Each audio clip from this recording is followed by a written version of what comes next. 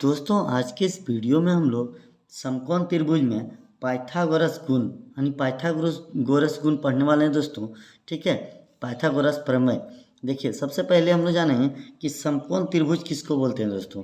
तो देखिए दोस्तों, समकोण त्रिभुज इसको इंग्लिश में बोलते हैं राइट एंगल ट्रायंगल। ठीक है, तो इसको सबसे पहले परिभाषा जानिए इसका। वैसे त्रिभुज जिसका एक कोण 90 डिग्री होता है उसको क्या बोलेंगे? समकोण त्रिभुज। जैसे कि आप फिगर में देख सकते हैं, यहाँ पर देखिए इस कोण में, इस समकोण त्रिभुज में यहाँ पर कोण 90 डिग्री बन रहा है। ठीक है, तो इसका मतलब ये क्या है? एक समकोण त्रिभुज है।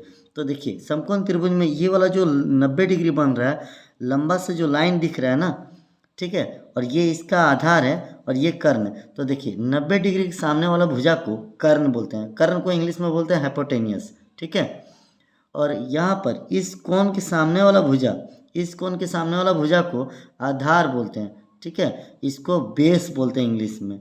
ठीक है, बेस, शॉर्ट नाम इसको बी बोलते हैं। और इस कोण के सामने वाला सम्मुख भुजा जो है इसको लंब, पी मतलब परपेंडिकुलर बोलते हैं इसको। ठीक है, परपेंडिकुलर मतलब होता है लंब, तो इसको लंब बोलते हैं। ठीक है, तो जब कभी भी दोस्तों आपको यदि लंब निकालना हो, आधार निकालना हो, कर्ण निकालना हो, ठीक है, तो अगर हम हिंदी में निकालेंगे तो इसको कैसे निकालेंगे? लंब स्क्वायर। ठीक है, लंब स्क्वायर इक्वल टू क्या होता है? अगर हमको लंब स्क्वायर निकालना है तो कर्ण का स्क्वायर। ठीक है, कर्ण का होल स्क्वायर माइनस आधार का होल स्क्वायर, है ना। तो ये हिंदी में लिखेंगे, और इंग्लिश में लिखेंगे तो शॉर्ट में कैसे लिखेंगे? तो लंब, जैसे हमको पी निकालना है तो पी स्क्वायर लिख देंगे। ठीक है, कर्ण, कर्ण को हमेशा याद रखिए कि समकोण त्रिभुज में ये सबसे लंबी भुजा होता है। ठीक है, समकोण त्रिभुज की सबसे लंबी भुजा कर्ण है। ठीक है, तो कर्ण इसको लिखेंगे एच स्क्वायर माइनस आधार, आधार मतलब बी, यानी बी स्क्वायर। यानी पी स्क्वायर का फार्मूला क्या हो जाता है? यानी हमको लंब निकालना हो पी स्क्वायर, तो पी स्क्वायर बराबर क्या होता है? H square minus B square. ठीक उसी तरह अगर हमको कर्ण एच स्क्वायर निकालना हो दोस्तों, तो एच स्क्वायर बराबर होता है P square plus B square, यानी कर्ण एच निकालना हो। ठीक है, तो एच निकालना हो तो क्या होगा? एच स्क्वायर बराबर P square plus B square. ठीक उसी तरह अगर हमको बी निकालना हो तो यहाँ लिखेंगे B square. B square formula क्या होता है? H square minus P square. ठीक है, ये इसका फार्मूला है दोस्तों। ठीक है, आप इस फार्मूला के सहारे आप समकोण त्रिभुज के कोई भी भुजा को बहुत ही आसान तरीके से ज्ञात कर सकते हैं। हम इसी तरीका का यूज करने वाले हैं क्वेश्चन में। तो देखिए पी स्क्वायर भी निकालने सीख लिए, एच स्क्वायर भी सीख लिए और बी स्क्वायर भी सीख लिए। अब हम लोग कुछ क्वेश्चन चलते हैं इसका।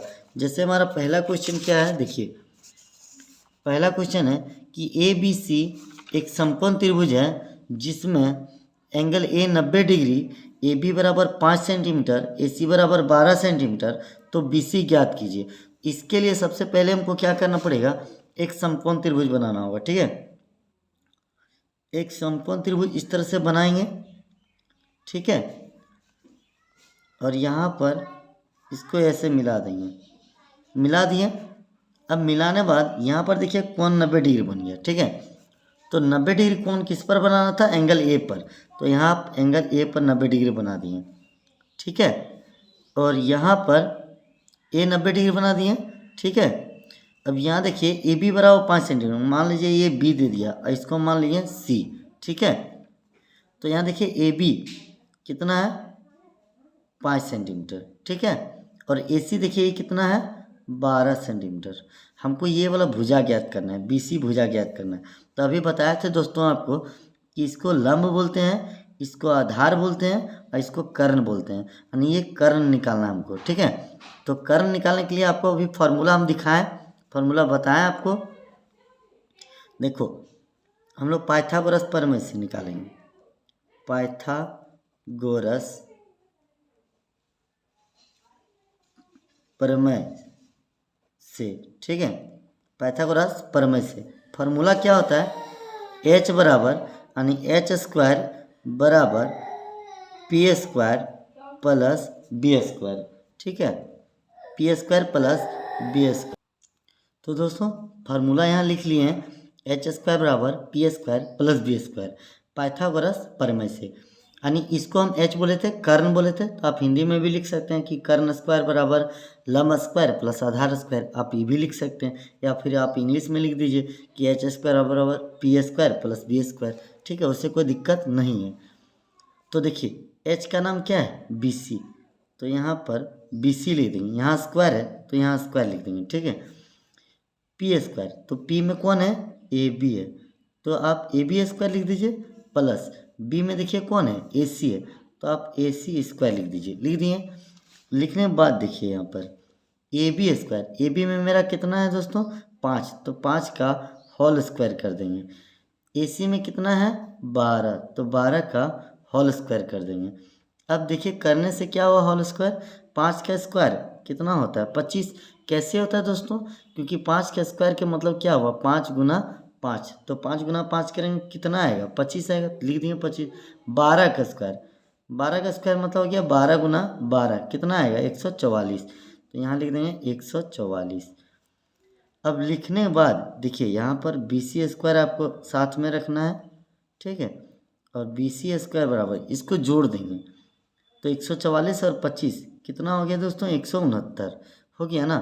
अब क्या करेंगे, बी सी स्क्वायर है, इधर स्क्वायर है तो इधर रूट में जाएगा, या तो फिर आप इसको भी स्क्वायर कर सकते हैं। तो यहाँ देखिए बी सी बराबर क्या होगा, रूट अंडर 169। अब 169 आपको पता होगा दोस्तों वर्गमूल में, 169 किसका स्क्वायर होता है, 13 का, यानी ये 13 सेंटीमीटर निकल गया। फाइनली इस क्वेश्चन का जो आंसर आएगा यानी जो हमारा कर्ण होगा वो कितना होगा दोस्तों, तो 13 सेंटीमीटर होगा। दोस्तों अगर वीडियो से आपको कुछ सीखने को मिल रहा है तो एक वीडियो को लाइक कर दीजिएगा, और चैनल में नए हैं तो चैनल को सब्सक्राइब कर लीजिएगा। थैंक्स फॉर वॉचिंग, जय हिंद।